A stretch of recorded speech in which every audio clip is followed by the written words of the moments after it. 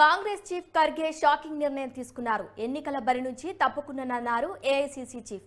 ఇక వయసు రీత్యా పోటీ నుంచి తప్పుకుంటున్నట్లు వెల్లడించారు.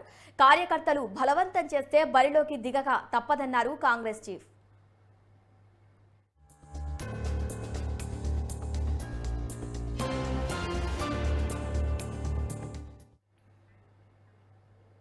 ఇదే అంశంపై మరింత సమాచారాన్ని మా ప్రతినిధి భవిత అందిస్తారు. చెప్పండి భవిత.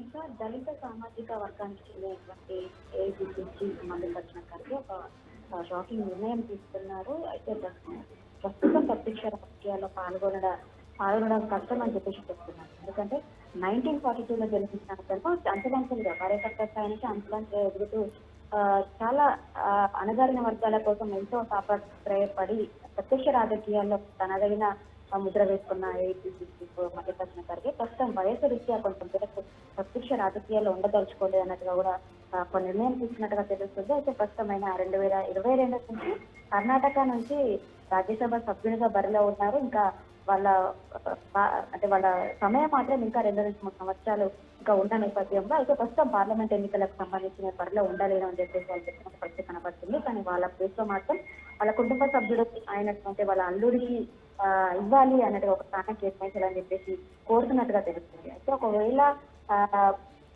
ఖచ్చితంగా కార్యకర్తలు కోరుకుంటే కనుక ఖచ్చితంగా ఉండాల్సి వస్తుందేమో అన్నట్టుగా కూడా చెప్తున్నట్టు పరిస్థితి కనబడుతుంది. Okay Bhavitha, thank you.